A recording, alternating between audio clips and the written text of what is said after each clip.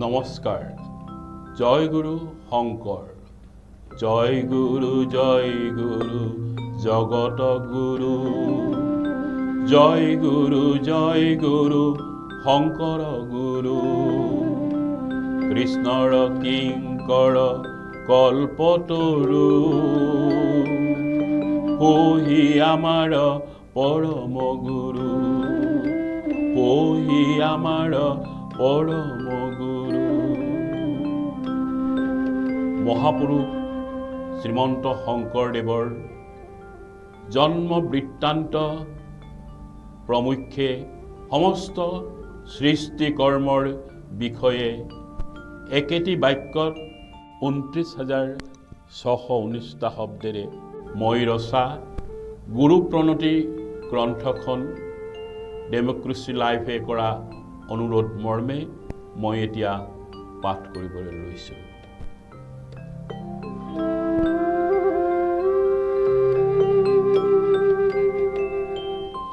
পাৰ্থিৱ জীৱনত সমগ্ৰ বিশ্বত মানৱ জাতিয়ে যুগ যুগ ধৰি ব্ৰহ্মাণ্ড সৃষ্টিকৰ্তাক কিম্বা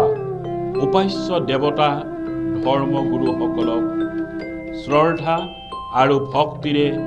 হৃদয়ত স্থান দি পৰম্পৰাগতভাৱে সামাজিক ৰীতি নীতিৰে স্তুতি বা উপাসনা কৰাৰ বিভিন্ন মাধ্যমৰ নৈতিক আৰু আধ্যাত্মিকতাৰ প্ৰভাৱত কেৱল সুখ শান্তি অনুভৱ কৰি জীৱন ধন্য কৰিবলৈ সক্ষম হোৱাই নহয়, সমাজৰ সকলো অপশক্তি, হিংসা, দ্বেষ, অপায়, অমংগলো বিদূৰ কৰা তথা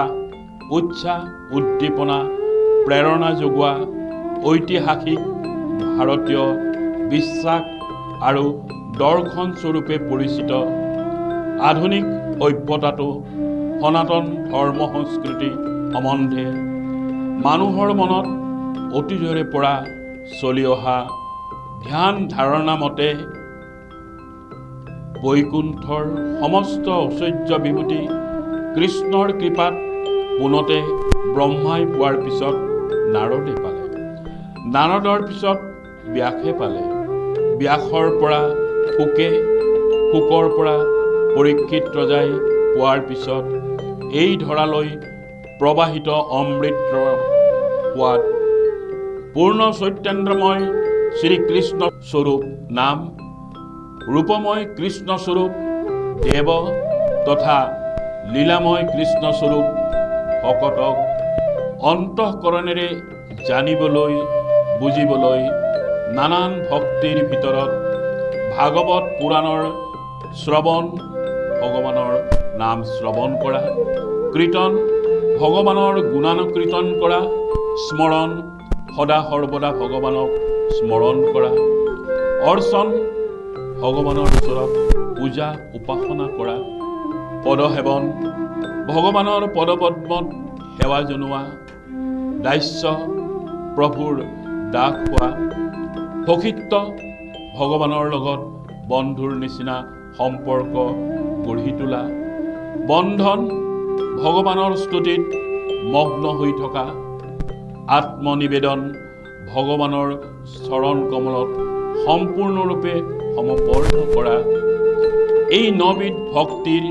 নৱগুণৰ সমাহাৰ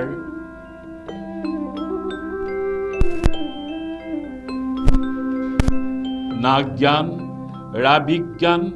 য় তদংগ ন ৰহস্য, অৰ্থাৎ গুৰুৰ পৰা জ্ঞান, দেৱৰ পৰা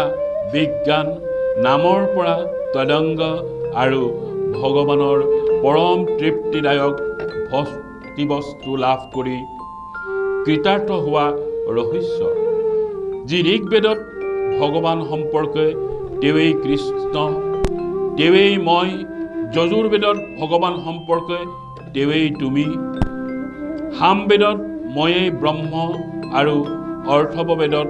ভগৱান সম্পৰ্কে জ্ঞানেই ব্ৰহ্ম বুলি কোৱা চাৰি বেদৰ সাৰ এই নাৰায়ণ নাম লৈ হৃদয়ত শ্ৰীযক দান, দয়া, মায়া আদি সংসাৰৰ ভক্তিৰসৰ সমস্ত গুণৰ প্ৰভাৱত মহিমামণ্ডিত হৈ শুদ্ধ অন্তৰেৰে পৰম আনন্দত মজি বৈকুণ্ঠ প্ৰকাশী এই পৃথিৱীত পঞ্চদশ শতিকাত মানুহৰ মাজত বিষবাস্পৰূপে দেখা দিয়া অন্ধবিশ্বাস, কুসংস্কাৰ বা অন্ধকাৰৰ কোলামেঘৰ সন্ত্ৰাস, ধৰ্মৰ নামত চলা ব্যভিচাৰৰ অস্থিৰ পৰিস্থিতিত লাঞ্ছিত বঞ্চিত হৈ দেৱদেৱীক সন্তুষ্ট কৰিবলৈ বা পুণ্য অৰ্জনৰ আশাৰে নিজৰ দেহৰ ৰক্তদান দি সমাজৰ নিৰক্ষৰ লোকসকলে শাৰীৰিকভাৱে দুৰ্বল হৈ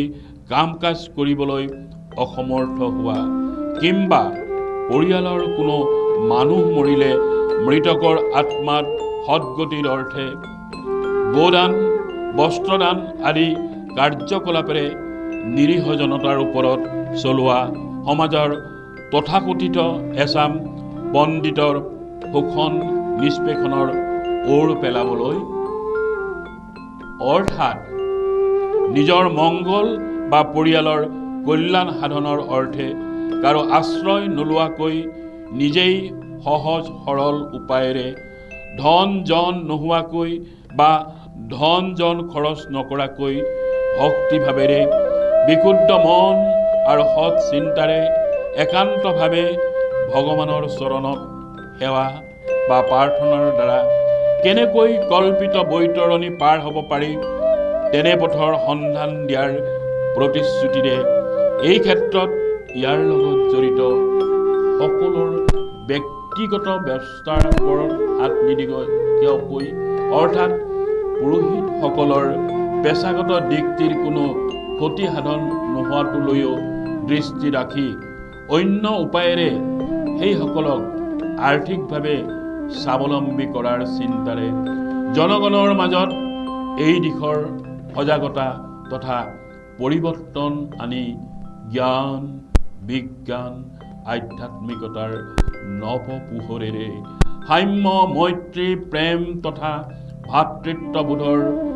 সমগ্ৰ ভাৰতীয় সমাজ ব্যৱস্থাৰ লগত অসমৰ জাতীয় জীৱনৰ স্বকীয় পৰিচয়ৰ সুসমন্বয় ঘটা সাৰ্বজনীন উদাৰ মানৱীয় অৱদান, কিংবা বিশ্বৰ বিভিন্ন প্ৰান্তত জন্মগ্ৰহণ কৰা ইউৰোপত যীশুখ্ৰীষ্ট, আৰবত হজৰত মহম্মদ, নেপালত বুদ্ধদেৱ, পঞ্জাৱত গুৰু নানক, ইৰাণত জুৰথ্ৰুছ, চীনত কনফুচিয়াছ আদি মহান পুৰুষসকলে জনগণক সৎ, সত্য, সুন্দৰৰ বাট দেখুৱাই যোৱা পথেৰে অগ্ৰসৰ হ'বলৈ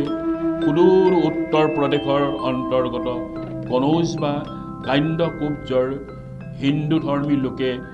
ঘৰ বাৰী এৰি পলাই ফুৰিবলগীয়া হোৱা দুৰ্যোগৰ সময়ত কান্যকুব্জৰ আদিপুৰুষ প্ৰেমানন্দগিৰিৰ বংশৰ দানী মানি ধৰ্মপৰায়ণ পুৰুষ লণ্ডাদেৱ আৰু তেওঁৰ পুত্ৰ চণ্ডীবৰে বৰ্তমান বংগদেশৰ অধীনত তাহানিৰ গৌৰ ৰজাৰ পৰম ধাৰ্মিক ৰজা ধৰ্মনাৰায়ণৰ শাসনকালত নিৰাপদ স্থান বিচাৰি গৌৰনগৰলৈ আহি বসতি কৰি থাকোঁতে ৰজাই চণ্ডীবৰৰ জ্ঞান, বুদ্ধি, সাহসৰ উমান পাই দেৱান পাতি পিছলৈ চুবুৰীয়া কমতা ৰাজ্যৰ ৰজা দুৰ্লভ নাৰায়ণ আৰু গৌৰ ৰাজ্যৰ ৰজা ধৰ্মনাৰায়ণৰ মাজত হোৱা সন্ধি অনুসৰি দুৰ্লভ নাৰায়ণৰ অনুৰোধ মৰ্মে মিত্ৰতাৰ চিনস্বৰূপে পঠোৱা 7জন কায়স্থৰ ভিতৰত অতি তীক্ষ্ণ বুদ্ধিৰ এইগৰাকী চণ্ডীবৰে কমতা ৰজাৰ ৰাজসভাত নদিয়া শান্তিপুৰৰ চন্দ্ৰকবি পণ্ডিতজনে ৰজাৰ পাণ্ডিতৰ লগত বাদ কৰিবলৈ বিচৰাত ৰজাৰ আদেশ শিৰোধাৰ্য কৰি এই বাদত ভাগ লৈ নিজৰ জ্ঞান আৰু পাণ্ডিত্যৰ পৰিচয়েৰে পণ্ডিতজনক পৰাস্ত কৰি ৰাজসভাৰ সন্মান ৰক্ষা কৰাৰ বাবে ৰজাই চণ্ডীবৰক দেৱীদাস নামাকৰণেৰে ব্ৰহ্মপুত্ৰৰ উত্তৰ পাৰৰ হাজোৰ ওচৰৰ লেঙামাগুৰি নামৰ ঠাইখনিত মাটি বাৰী প্ৰদানেৰে ঘৰ সজাই দি সসন্মানেৰে থকাৰ ব্যৱস্থা কৰি দিয়াত কিছুকাল কটোৱাৰ পিছত পাহাৰীয়া ভূতৰ উপদ্ৰৱত থাকিব নোৱাৰি দক্ষিণ পাৰৰ টেম্বুৱানী জানৰ পাৰত আশ্ৰয় লোৱা সময়তো ভূতে আৰম্ভ কৰা নানান উপদ্ৰৱৰ বিৰুদ্ধে সাহসেৰে যুঁজ দিয়া তথা পাণ্ডিত্য বিচক্ষণতা আৰু প্ৰশাসনীয় জ্ঞান দেখি বিমুগ্ধ হৈ ৰজাই চণ্ডীবৰক ৰাজসভাৰ উচ্চ স্থান শিৰোমণি ভূঞা পাতি ৰাজকাৰ্য চলাবলৈ আজ্ঞা দিয়া চণ্ডীবৰৰ ধাৰ্মিক পুত্ৰ ৰাজধৰৰ 4জন পুত্ৰৰ জ্যেষ্ঠ পুত্ৰ সূৰ্যবৰৰ পত্নী খেৰসুতীৰ গৰ্ভত জন্ম পুত্ৰ কুসুম্বৰৰ 2গৰাকী পত্নীৰ প্ৰথমগৰাকী পত্নী সত্যসন্ধাৰ ঔৰখত বৰদোৱাৰ আলিপুখুৰী নামে ঠাইত 1371 হক 1449 খ্ৰীষ্টাব্দৰ আহিন মাহৰ শুক্লা দশমী তিথি শুক্ৰবাৰৰ ৰোহিণী নক্ষত্ৰত উপজা অনুপম সৌন্দৰ্য বিমল জ্যোতি সুশ্ৰী শৰীৰযুক্ত শ্ৰী শংকৰে পৰম পবিত্ৰ ধৰ্মগ্ৰন্থ গীতাৰ সাৰমৰ্ম একহৰণ ভাগৱতৰ পৰা সৎসংগ পদ্ম পুৰাণৰ পৰা নাম ধৰ্মলৈ বহু দেৱতাৰ মাজৰ পৰা প্ৰধান দেৱতাৰ সন্ধান দিবলৈ সকলো শাস্ত্ৰৰ পৰা পোৱা হৰিনাম কীৰ্তনৰ আধ্যাত্মিকতাৰ প্ৰভাৱেৰে এক দেৱ এক হেৱ একবিনে নাহি কেৱৰ আধাৰতেই একহৰণ নাম ধৰ্মৰ মূল মন্ত্ৰ বিলাই মুখে ৰাম হাতে কামেৰে সকলোৰে মাজত শংকৰ গংগাধৰ মহাপুৰুষ ডেকাগিৰি অধিকাৰী সন্ত মহন্ত আতা গোৱাস্তা আৰু জগন্নাথ এই 10টা নামেৰে পৰিচিত হোৱাৰ আগৰ কালছোৱা অৰ্থাৎ শিশুকালত লগৰীয়া ৰাম ৰাম সনাতন আদি সকলৰ লগত মিলাপ্ৰীতিৰে হাতত ধেনুকাৰ লৈ হাবিয়ে বননিয়ে ঘূৰি ফুৰি বিৰিণাৰ জোপোহাৰ মাজত সোমাই আনন্দত কুকভা খেলি গছৰ খুৰঙাৰ পৰা বতা চৰাই উলিয়াই আনি ধেমালি কৰি আকৌ বাঁহত এৰি দিয়া ব্ৰহ্মপুত্ৰৰ গভীৰ পানীত ডুব মাৰি নোহোৱা হোৱা লগৰীয়াসকলে তাকে দেখি ভয়তে কন্দা কটা কৰিলে পানীৰ পৰা টুপুককৈ উঠি আহি হাঁহি হাঁহি দেখা দিয়া নৈৰ মাজৰ পৰা শিশু ধৰি আনি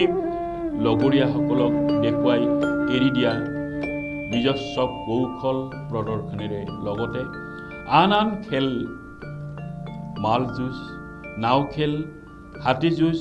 পথাৰলৈ লোকৰ গৰু মিলিবলৈ যোৱা ঘৰৰ ভিতৰত প্ৰকাণ্ড সাপক হাতেৰে ধৰি